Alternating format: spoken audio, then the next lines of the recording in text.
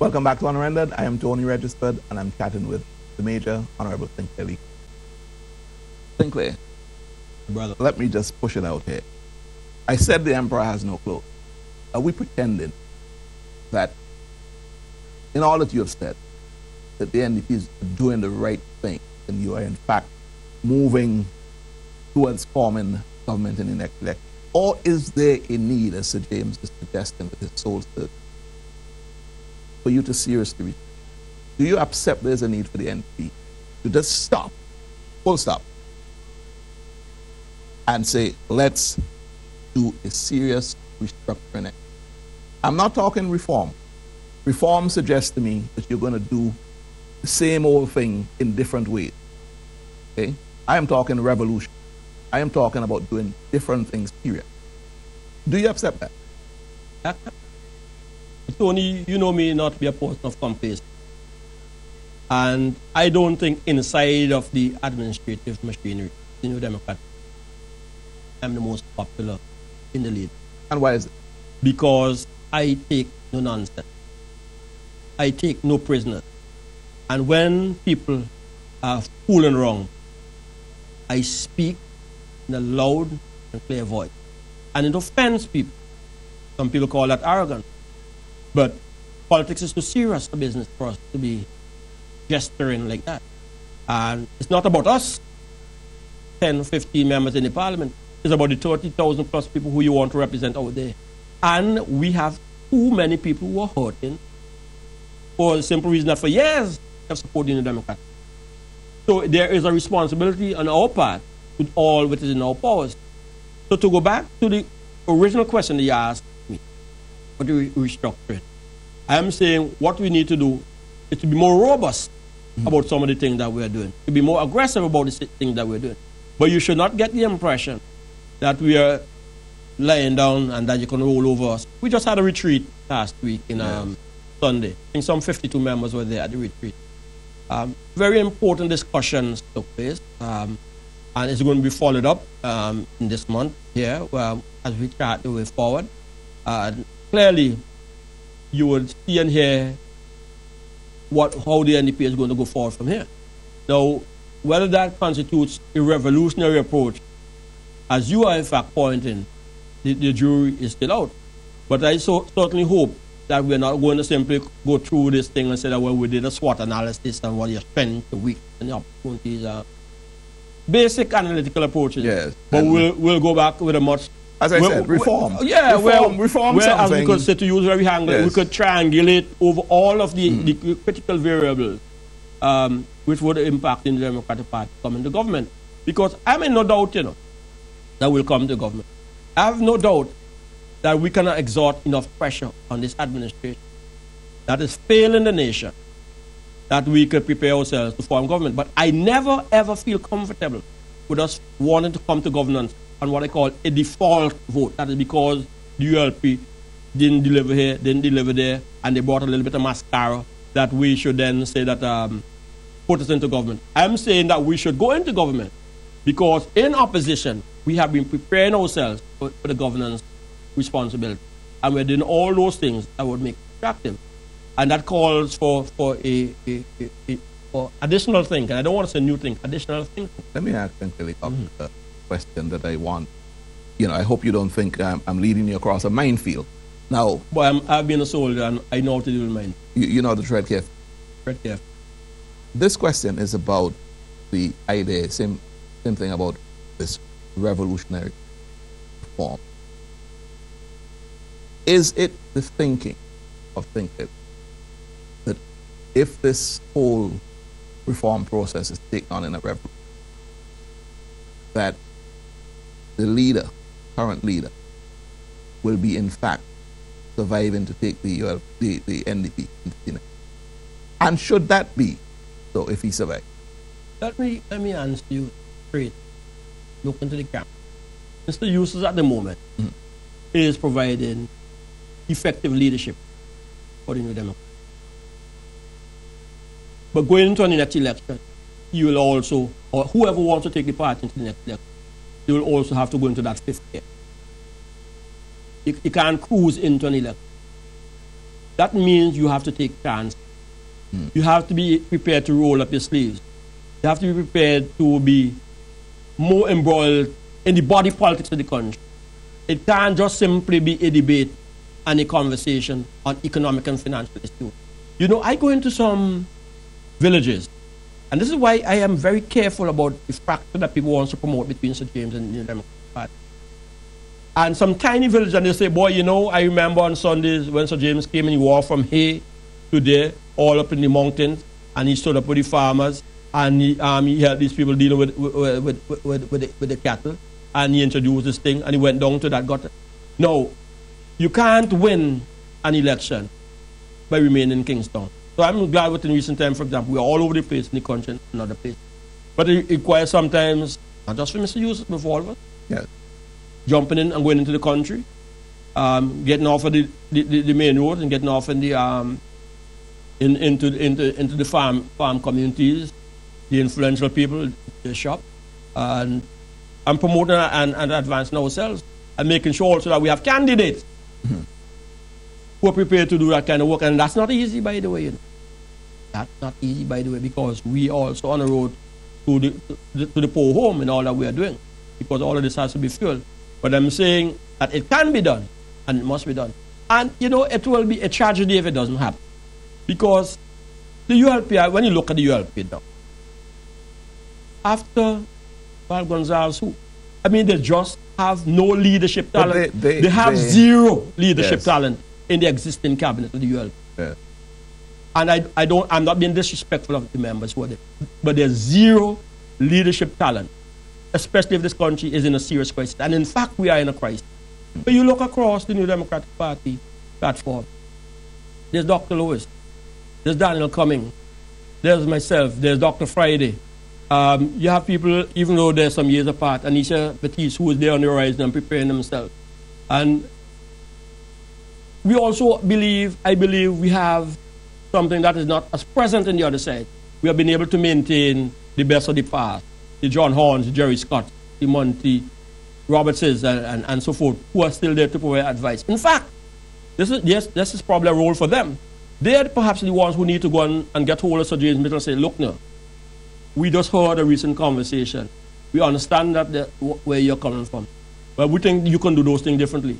We, as the elder statesperson of the party, want to make sure that we stay on message, we stay on course. These are things that we have to do. Let's go in the back room here. Sir James, I think, in his interview, demonstrated to me, certainly, that he's come to the end of his rope with waiting on something to happen within. He's made a clarion call for the NDP to go and just reshape itself. He is not satisfied. But Tony, before you say a lot of things, right? And I say this because I joined the New Democratic Party under Sir James' leadership, because I saw some things there that appealed to me. His land reform program, for example, comes up to mind. The use of education to transform us from our poverty levels to other places. The revolutionary things he wanted to do in agriculture at the time. The making more use of domestic resources, and a lot of things that I saw in him. But do not be disillusioned by the fact to feel that the New Democratic Party does not have a life beyond Sir James Smith. It certainly does. And the political culture that propelled Sir James into office in 1984 is not the one that is existing now. In fact, even people like myself need to be taking a role to see some of the new vanguard of the party come into the fore. Because my next zero is 60. You understand? There's a fair amount of wear on that. We want to see our 30-year-olds and our people who are approaching the 40s coming in the ascendancy. And it's for us to be able to be doing those transfers without ruptures. And it can be done. But it can't be done in a segmental and a partial way. I am going to take you back to something that you said about your depth of leadership skills within the NDP versus what you allude to lacking in the ULP. And certainly the ULP went into the election. I'm speaking about the cabinet, huh? Yes. The cabinet. Fair enough. But they went into the general election with 7 more members than actually won their seats. And looking at how it was then, there wasn't anything radically different in talent now than there is there now. And yet they endear themselves to the people.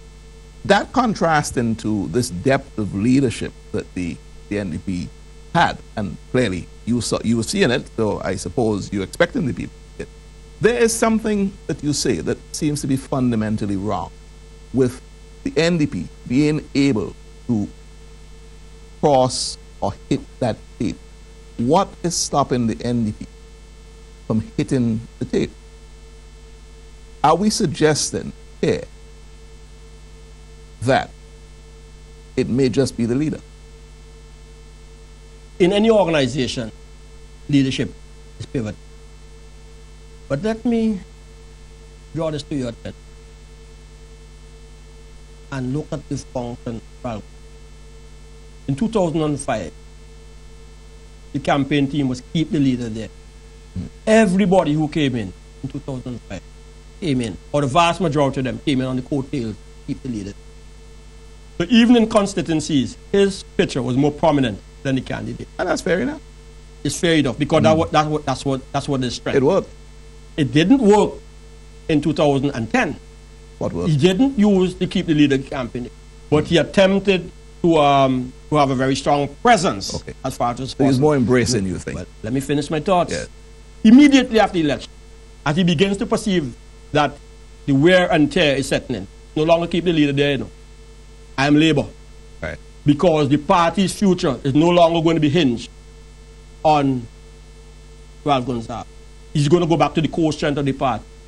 That after all, he inherited the 40% vote. Sounds to me as if there are lessons to be learned from all of this. So the NDP needs to learn, because he has been successful. And I'll tell you, because I'm actually talking over you on the mic. That's why sometimes I shake my head. Because sometimes in the NDP we make the same mistake. We make the same mistake because we believe it is all about the maximum leader, no one else. Well, that's fine if the ULP wants to get along that way. That is Ralph. I am not going to accept that the NDP is about users. Because certainly I have more respect for myself than that. And I believe that I brought something to the table. I believe Daniel Cummins brought something to the table. Patel, Nature brought something to the table. Friday has something to the table. Dr. Lewis has something to the table.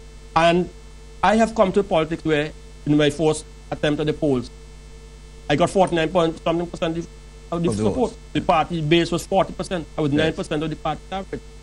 I clearly know that I'm way above it. Yes. Now, it's a difficult time now that I am the representative because I have to do politics differently. And in fact, I think that I'm a little bit too advanced for what the people require in the constituencies. I'm having my own difficulties with that. But that's for another debate and discussion. Sadly, again, we're at the end of this segment, but I just want to crave the indulgence of the truth. I want to take this segment out by asking you another minefield question. And I mean, I don't see your army boot on, but you're well trained. Put the trunk of my car. You're well trained for walking across. Is Arnhem Youssef the leader that you want to lead you in the next? You think? I would have no difficulty serving in a cabinet led by Arnhem.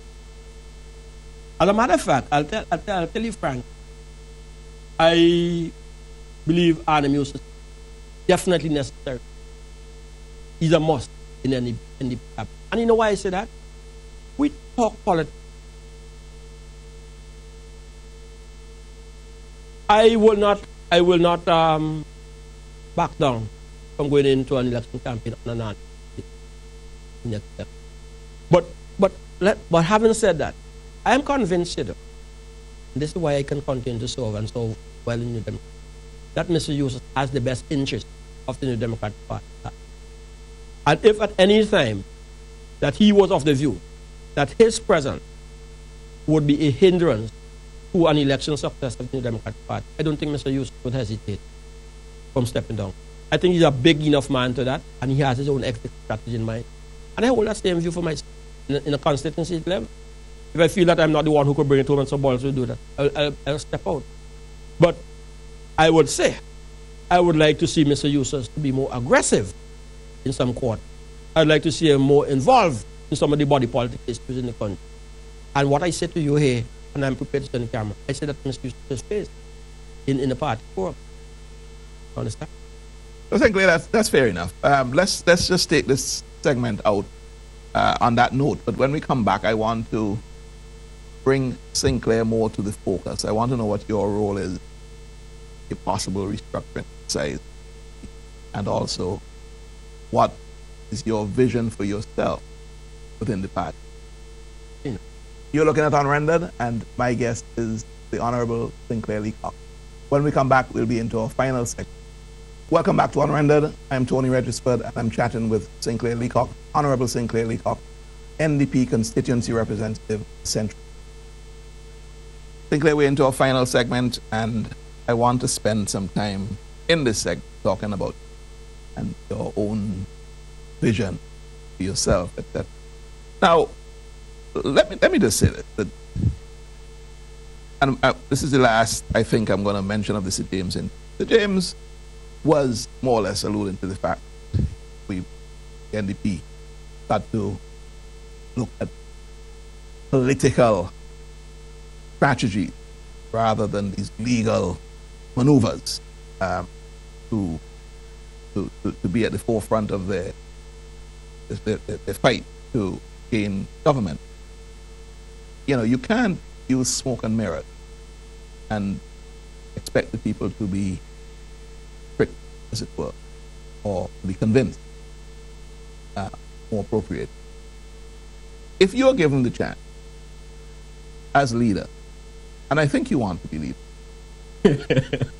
if you're given that chance, how would Sinclair do it different than what's currently happening? Well, that's a very provocative question. I find great strength and value in a number of the things that Mr. Eustace does, politically. But Mr. Eustace, I'm Sinclair Leacock. Yeah. So I'm not going to attempt to be him or to walk in his shoes. And no one would expect you to either. But I would wish that I have some of the strengths that certainly he has. But I would continue and deepen the appeal that I have, especially among the working class community. I don't want to use the word, but I'm in fact using it by saying in the ghetto community in the country. Working very hard among the poor, and all these are things that he does as well. I would broaden my national conversation beyond the economic and financial fundamentals, which are critical. Without them, the whole house collapses. So you can't ignore those. But I would highlight the need to fix what I call to be a broken political system. I said it before the election, and even now after the election, it is even more so. Much of what we are offering to people for politics is sending the fool a little forward. There isn't a single member of the ULP who is in government now, after 6 months, who is happy with his level of representation to the government. And that's equally so in the Democratic Party. Why? Because I said the political system doesn't provide them to give representation to the people. They can't do it on their pockets, and they don't have deep pockets. And we must have a great emphasis on constituency development. I have often advanced the position that if every single constituency in this country developed, the whole country would automatically develop. But you don't have the reverse. That is, a country can be developing, but you could find that several constituencies are not going anywhere because the national development is not cascading down to the constituency level. Argyle is a case in point. As a matter of fact, we make the point, when sugar industry exists in Georgetown, shops open. Right. When you launch the Argyle Airport, shops close. There's no relationship between business activity and it is right there.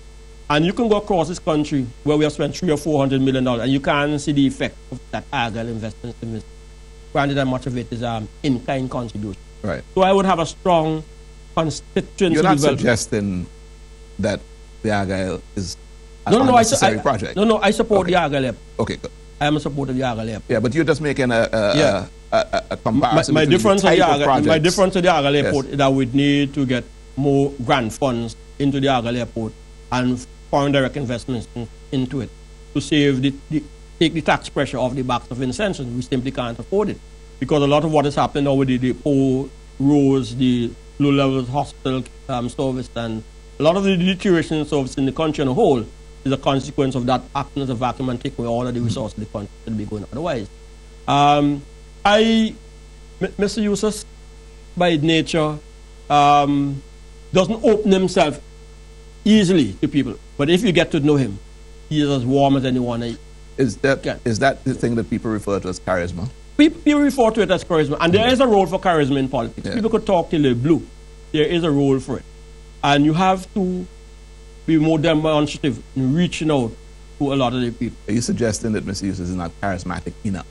He's not charismatic. But aren't you just born with charisma, though? Can you develop charisma? I haven't said it. I haven't said it on this program before because sometimes people look at you and make it, You know my first degree is in management. My master's degree is in business administration. My doctoral work, for which I did 5 years of studies and broke off for politics, was also in business, but with a focus on leadership development. My academic thesis was on leadership. It's not by chance that I can speak to some of these institutions. It's something I had been studying. Right. But I have been in and out of different organizations with different levels of success and different sets of imperfections because I come with you as I am, with all my warts and my story. But I believe that I am ultimately a good team player. And Mr. Eustace is too. Let me say that. But I am not sure that at all times he's getting the maximum out of members around the team. Now, you may call this equally open criticism. I have 35 years of graduate experience in the field of management and organizational theory. I've been with the NDP for 24 years. But we may go to a retreat in which there may not be a role for me. Is that a recent experience? It is current. Yeah. I would still like to find a greater place in being able to advise. I can go and do that in the classroom. I can go and do that in several other forums. So how do you break into that thing? Because you're talking about within your own party. You see yourself as needing to contribute more. I feel I can contribute. In fact, I'm speaking less now in the NDP and listening more. Because I do not want to be caught up in this leadership debate that is taking place. And I am not always sure that the points of view that I'm expressing are necessarily in sync. And so I err on the side of caution by speaking a little. Right in my own constituency, I have major challenges. I thought I would have been even more anchored now than I would have been. I'll tell you something, Tony, that has pained me. I have, in the 6 months that I have been elected to this parliament, gone about to ask institutions to take in at least 24 persons, and these are different institutions, and put them through apprenticeship program that they can certify them at the end of the day, whether they're being plumbers, electricians, carpenters, masons, farmers, fishes of men, and so on. Very, very successful in getting institutions to agree to do that. Excuse me. You know how much difficulty I have now to go back to the constituency to find these people who are prepared to volunteer to come forward, to invest 6 months of their time. We don't understand that 6 months down the road that they will be employable. Is it that people just don't back losers? I mean, don't say backing losers. It's not they don't back losers. You didn't win. You won your seat, but the party didn't win. So well, that's a part. That's a part of the problem. There's a lack of interest. There's nothing in it for them. Representative politics is tough. It is difficult. Last week I was going home, and I saw a gentleman sitting on the road. I said, "Look, I mean, you're better than that. You're more important than that to me. You have access to me. You don't have to sit on the side of the road to wait to see if I'm going up or coming down to have access to me.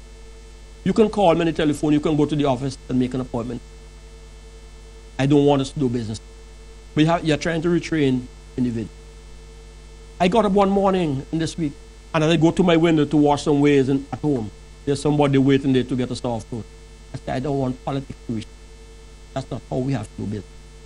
We can do it different. But when you go to your constituency and see the needs of people, and I see Anisha doing a fantastic job in it now, but I'm sorry for her.